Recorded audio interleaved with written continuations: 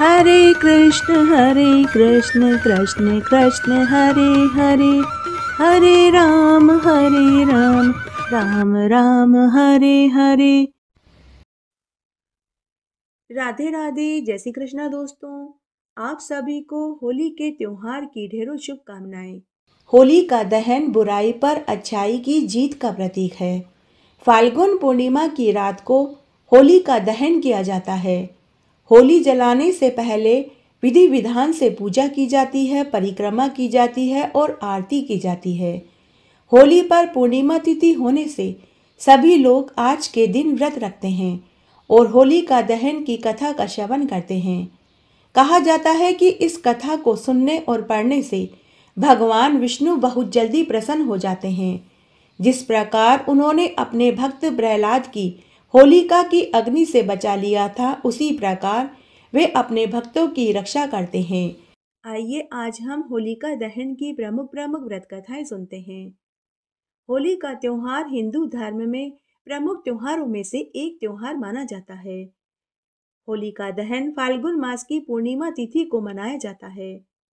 होली का दहन के दिन शुभ मुहूर्त में सभी महिलाएं गाय के गोबर के बड़कुले की माला, नारियल, फूल, नैवेद्य आदि से होलिका की पूजा करती है और उसी दिन शाम को शुभ मुहूर्त में होलिका दहन किया जाता है। अगले दिन दुलंडी का त्योहार मनाया जाता है। रंग, गुलाल और फूलों से होली खेली जाती है। सभी मिलजुल कर सभी गिलवी शिकायत भुलाकर प्रेम से मिलते हैं। गुजिया, शक्कर पारे, पापड़ी खाते हैं। आइए होली का दहन की एक पौराणिक कथा सुनते हैं। महर्षि कश्यप की 13 पत्नियां थीं। उनमें से उनकी एक पत्नी दिति से हिरण्यकश्यप और हिरण्याक्ष व 2 पुत्रियां सिंहिका व होलिका पैदा हुई। हिरण्यकश्यप व हिरण्याक्ष दोनों भाई बड़े ही बलशाली, पराक्रमी, महाबली दैत्य थे। तब एक बार दोनों भाइयों ने अपने पराक्रम से देवताओं को युद्ध में जीत लिया और स्वर्ग पर अधिकार जमा लिया। तब एक बार हिरण्याक्ष ने पृथ्वी को पाताल में ले जाकर छिपा दिया। तब पृथ्वी ने भगवान विष्णु से रक्षा की गुहार लगाई। तब विष्णु भगवान ने 12 अवतार लेकर हिरण्याक्ष का वध करके पृथ्वी की रक्षा करी। अपने प्रिय भाई हिरण्याक्ष की मृत्यु का समाचार सुनकर हिरण्यकश्यप बहुत दुखी हुआ। तब अपने भाई की मृत्यु का बदला विष्णु भगवान से लेने के लिए वह मंदराचल पर्वत पर जाकर कठोर तपस्या करने लगा। उसके कठोर तप से ब्रह्मा जी का सिंहासन डोल पड़ा। तब ब्रह्मा जी हिरण्यकश्यप के पास गए और बोले कि हे पुत्र, मैं तेरी तपस्या से प्रसन्न हुआ, तू अपने लिए कोई वरदान मांग ले। तब हिरण्यकश्यप ने अमरता का वरदान मांगा। तो ब्रह्मा जी बोले कि हे पुत्र, जिसने जन्म लिया है उसकी मृत्यु निश्चित है, तुम कोई दूसरा वरदान मांगो। तो हिरण्यकश्यप बोला कि हे पितामह ब्रह्मा जी, फिर आप मुझे यह वरदान दीजिए कि मेरी मृत्यु किसी भी पुरुष, स्त्री, जानवर, पशु, पक्षी से न हो। न मैं दिन में मरूं, न मैं रात्रि में मरूं, न मैं घर के भीतर मरूं, न बाहर मरूं, न मैं अस्त्र से मारा जाऊं, न ही किसी शस्त्र से मारा जाऊं, न मैं रात के समय मरूं और न ही दिन के समय मरूं। आप मुझे ऐसा ही वरदान दीजिए। तो ब्रह्मा जी मुस्कुराते हुए बोले कि जा, मैंने तुझे यही वरदान दिया। उधर देवताओं ने हिरण्यकश्यप के राज्य पर आक्रमण करके उसका सब कुछ उससे छीन लिया। सभी दैत्य मृत्यु के भय से कांपने लगे और पाताल लोक में जाकर छिप गए। केवल हिरण्यकश्यप की पत्नी कयाधु ही महल में बची। तब इंद्रदेव उसे मारने पहुंचे। तो कयाधु इंद्रदेव से प्रार्थना करने लगी कि हे देव, मुझे मत मारिए, मैं गर्भवती हूँ। इंद्रदेव ने एकांत में जाकर नारद मुनि से कहा कि हे देव ऋषि नारद जी, हिरण्यकश्यप की स्त्री कयाधु गर्भवती है। अगर इसे मारते हैं तो पाप दोष लगता है और अगर इसे नहीं मारते हैं तो इसके गर्भ से पुनः एक दैत्य और पैदा होगा। तो नारद मुनि इंद्रदेव से बोले कि आप कयाधु को मत मारिए। एक बार भगवान विष्णु ने मुझे बताया था कि मेरा भक्त पृथ्वी पर बहुत जल्दी पैदा होने वाला है। उसका नाम प्रहलाद होगा और वह हिरण्यकश्यप और कयाधु की संतान होगी। हे इंद्रदेव, गर्भवती स्त्री को मारने का पाप बहुत बड़ा होता है। इसका पाप दोष तो किसी भी जन्म में नहीं धोया जा सकता। दूसरा, इसके गर्भ में विष्णु भक्त प्रहलाद जन्म लेगा और वैसे भी आप उसे मारने में असफल रहेंगे। इसलिए इसे मेरी शरण में छोड़ जाइए। तब नारद मुनि की बात सुनकर इंद्रदेव अपने लोक में लौट गए। कयाधु नारद मुनि के साथ उनके आश्रम में आकर रहने लगी। उस आश्रम में विष्णु मंत्रों का जाप, विष्णु पुराण का पाठ और विष्णु कथा कहानियां बोली और सुनाई जाती थी। पूरे समय आश्रम में मंत्रों का जाप, यज्ञ, हवन होते रहते थे, जिन्हें कयाधु शांत चित्त भाव से सुनने लगी। उसके सुनने से उसके गर्भ में पल रहे उसके पुत्र के भी कानों में पड़ा। इसका प्रभाव उसके पुत्र पर बहुत गहरा पड़ा। समय बीता, कयाधु ने एक पुत्र को जन्म दिया, जिसका नाम प्रहलाद रखा गया। प्रहलाद 4 भाई थे, जिनमें अनुहलाद, हलाद, प्रहलाद और सहलाद। इधर वरदान पाकर हिरण्यकश्यप को अहंकार हो गया। वह तीनों लोगों पर अत्याचार करने लगा। प्रहलाद जब बड़ा हुआ तो उसे शिक्षा के लिए गुरुकुल में भेजा गया, लेकिन वहां गुरुजी के पढ़ाए मंत्रों को न बोलकर विष्णु मंत्रों का जाप करने लगा। साथ ही विष्णु भगवान की पूजा व एकादशी के व्रत का पालन करने लगा। वह स्वयं तो पूजा पाठ व्रत करता ही था, अपने मित्रों से भी करवाता था। जब गुरु को इस बात का पता चला तो उन्होंने प्रहलाद को बहुत समझाया कि हे पुत्र, तुम्हारे पिता के राज्य में केवल तुम्हारे पिता ही भगवान हैं। उन्हीं के नाम के मंत्रों का जाप किया करो। यह तुम्हारे पिता का सख्त आदेश है। जो उनके आदेश का पालन नहीं करता, उन्हें मृत्यु दंड दे दिया जाता है। इसलिए हे पुत्र, जो शिक्षा और मंत्र मैं तुम्हें बताऊं, तुम केवल उन्हें ही याद रखो, अन्यों को मत रखो। लेकिन प्रहलाद तो अपने ही गुरु को उपदेश देने लगा और बोला कि हे गुरुदेव, भगवान विष्णु ही करता धरता और संहार करता है। वे ही इस सृष्टि का पालन, पोषण और संहार करते हैं। जब समझाने से भी प्रहलाद नहीं माना तो गुरु ने हिरण्यकश्यप को जाकर शिकायत कर दी। जब पिता को पता चला कि उनका पुत्र प्रहलाद उनके ही शत्रु विष्णु का परम भक्त बन गया है, तो उन्होंने भी प्रहलाद को बिठाकर बहुत अच्छे से समझाया, लेकिन सब बेअसर रहा। तब हिरण्यकश्यप ने अपने सैनिकों को आदेश दिया कि प्रहलाद को किसी भी तरीके से मार डालो। तब सब तरीके अपनाए गए। प्रहलाद को विष दिया गया, जहरीले सर्पों के आगे फेंका गया, पर्वत श्रृंखला से नीचे गिराया गया, समुद्र में हाथ पांव बांधकर गिराया गया।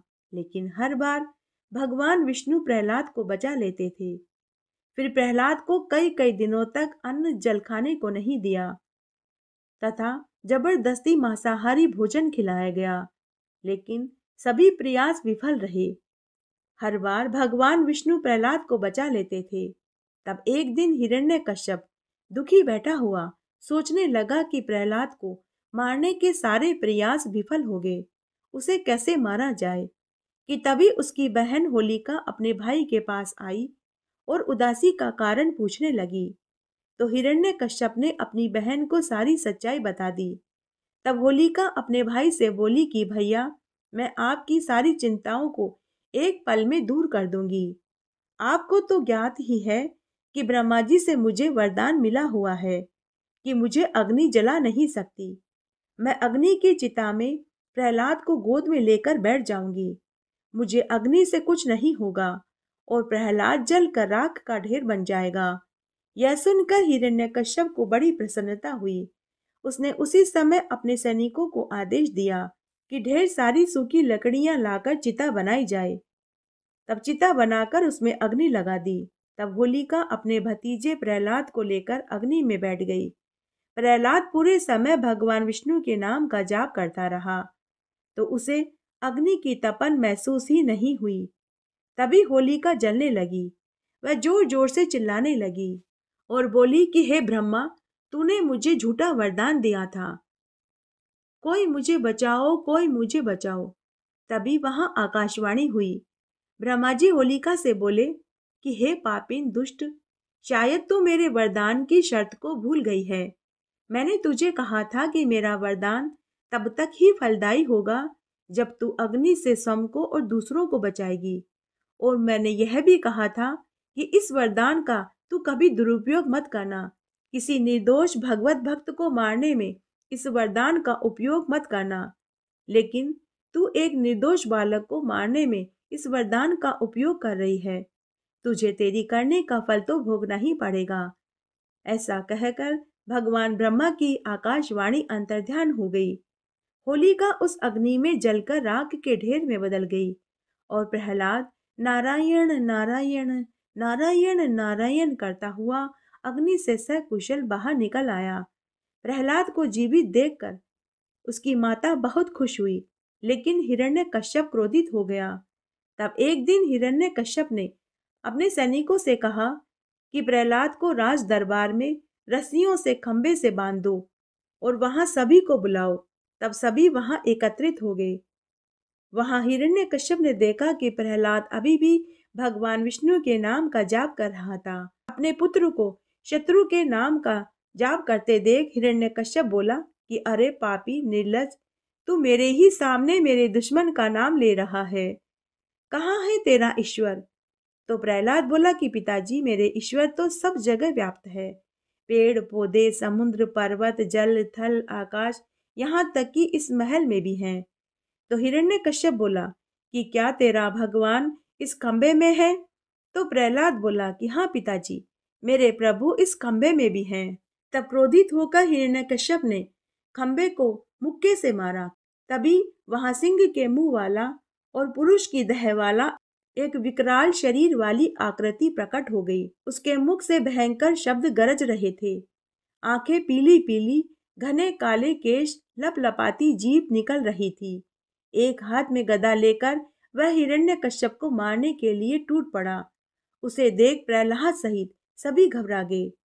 तब नरसिंह भगवान व हिरण्यकश्यप में भयंकर युद्ध होने लगा। हिरण्यकश्यप को नरसिंह भगवान ने झपट कर अपनी जांग पर लिटा दिया और भरी सभा में चिंघाड़ते हुए बोले कि हे मूर्ख, ब्रह्मा के वरदान की रक्षा करते हुए ही आज मैं तुझे मौत के घाट उतार दूंगा। तू देख, न दिन हो रहा है न रात हो रही है, संध्या का समय है। न तू धरती पर है और न ही आकाश में, वरन तू मेरी जंघा के ऊपर है। न तू घर के अंदर है न घर के बाहर है, तू दैली पर है। न मैं तुझे अस्त्र से मारूंगा न ही शस्त्र से मारूंगा, मैं तुझे अपने नखों से मार डालूंगा। ऐसा कहकर नरसिंह भगवान ने हिरण्यकश्यप की छाती को अपने नखों से चीर डाला। वहां खड़े सभी दैत्य घबरा गए। वे अपनी जान बचाकर पाताल लोक में भाग गए। उसके बाद भगवान नरसिंह खुद हिरण्यकश्यप के सिंहासन पर जाकर बैठ गए। उस समय उन्हें महाभयंकर क्रोध आ रहा था। उनके क्रोधपूर्ण मुख को देखकर किसी की भी हिम्मत नहीं थी कि उनके पास जाकर उनके क्रोध को शांत कर सके। तब ब्रह्मा सहित सभी देवताओं ने माता लक्ष्मी से प्रार्थना करी कि हे देवी, अब आप ही उनके क्रोध को शांत करिए। तब लक्ष्मी जी नरसिंह भगवान के पास गई, लेकिन उनके उग्र क्रोध को देखकर वे भी दूर हट गई। तब ब्रह्मा जी ने प्रहलाद को उठाकर नरसिंह भगवान की गोद में दे दिया। भक्त प्रहलाद की बाल सुलभ अटखेलियों को देखकर नरसिंह भगवान का क्रोध शांत हो गया। तब नरसिंह भगवान ने प्रहलाद को प्यार से सहलाया और ढेरों आशीर्वाद देकर अंतर्ध्यान हो गए। बोलिए नरसिंह भगवान की जय। होली के दिन सुनी जाने वाली एक कहानी कामदेव की भी है। आइए इस कथा का श्रवण करते हैं। पार्वती शिव से विवाह करने के लिए उनकी तपस्या में लीन थी, लेकिन खुद ध्यान मग्न शिव ने काफी समय तक ध्यान नहीं दिया। ऐसे में कामदेव से रहा नहीं गया। उन्होंने भगवान शिव पर पुष्प बाण चला दिया। ध्यान भंग होने से शिव को इतना क्रोध आया कि उन्होंने अपनी तीसरी आंख खोल दी और कामदेव उससे भस्म हो गया। कामदेव के भस्म हो जाने पर उनकी पत्नी रति रोने लगी और कामदेव को जीवित करने के लिए भगवान शिव से गुहार लगाने लगी। थोड़ी देर बाद जब भगवान शिव का क्रोध शांत हुआ, तब शिव ने कामदेव को पुनर्जीवित कर दिया। माना जाता है कि कामदेव के भस्म होने पर होलिका जलाई जाती है और उनके जीवित होने की खुशी में दूसरे दिन दुलंडी का त्योहार मनाया जाता है। आइए एक पौराणिक कथा और सुनते हैं।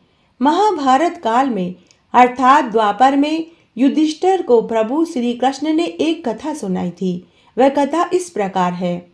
एक बार श्री राम के पूर्वज रघु के शासन में एक असुर महिला थी। उसे कोई नहीं मार सकता था क्योंकि उसे एक वरदान मिला हुआ था। एक दिन गुरु वशिष्ठ ने बताया कि उसे मारा जा सकता है।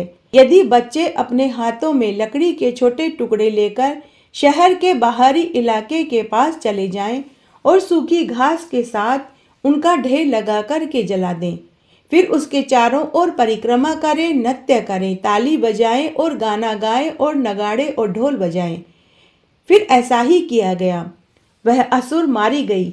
माना जाता है कि उसके बाद से बुराई पर जीत के प्रतीक के रूप में होली का त्योहार मनाया जाता है। होली सबसे अधिक प्रसिद्ध हुई द्वापर युग में, यानी श्री कृष्ण के युग में। पौराणिक कथा के अनुसार कंस को पता चला कि श्री कृष्ण गोकुल में हैं, लेकिन यह नहीं पता चला कि वह कहाँ है। उसके बाद उसने पूतना नामक राक्षसी को गोकुल में जन्म लेने वाले सभी बच्चों को मारने को कहा। पूतना वेश बदलकर स्तनपान के बहाने शिशुओं को विषपान करा देती थी, लेकिन भगवान कृष्ण ने दुग्ध पान करते हुए ही पूतना के प्राण खींच लिए। पूतना के वध पर खुशी मनाई जाने लगी और यह कहानी होली से जुड़ गई। हिंदू धर्म में सभी त्योहारों पर खुशियां मनाई जाती है, लेकिन इसके पीछे गंभीर संदेश भी हैं। जैसे दिवाली अधर्म पर धर्म के विजय का प्रतीक, वैसे ही होली का त्योहार है। इस त्योहार का स्पष्ट संदेश है कि घमंड अच्छा नहीं होता, ईश्वर से बढ़कर कोई नहीं होता। जो भी विधि के विधान में लिखा हुआ होता है वही होकर रहता है।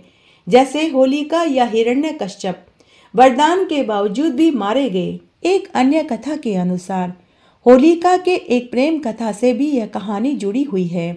उसे वहां एक बेबस प्रेयसी के तौर पर देखा जाता है, जो अपने प्रियतम से मिलने के खातिर मौत को गले लगा लेती है। होलिका महान असुर राज हिरण्यकश्यप की बहन थी। उसका विवाह इलोजी से तय हुआ था। उसका विवाह फाल्गुन मास की पूर्णिमा को तय हुआ। तब उन दिनों में हिरण्यकश्यप अपने बेटे प्रहलाद की विष्णु भक्ति से परेशान था। सभी उपाय करने के बाद भी उसकी मृत्यु नहीं हो रही थी। तब उसने होलिका के सामने प्रहलाद को अग्नि में जलाने का प्रस्ताव रखा, जिसे होलिका ने मानने से इनकार कर दिया। होलिका के इनकार करने के कारण हिरण्यकश्यप ने उसके विवाह में व्यवधान डालने की धमकी दे डाली। अंत में मजबूर होकर होलिका ने भाई की बात को मान लिया और प्रहलाद को अपनी गोद में लेकर अग्नि में बैठने को तैयार हो गई। होलिका को ब्रह्मा जी से वरदान मिला हुआ था कि वह कभी अग्नि में नहीं जलेगी, उसे कभी अग्नि का भय नहीं सताएगा।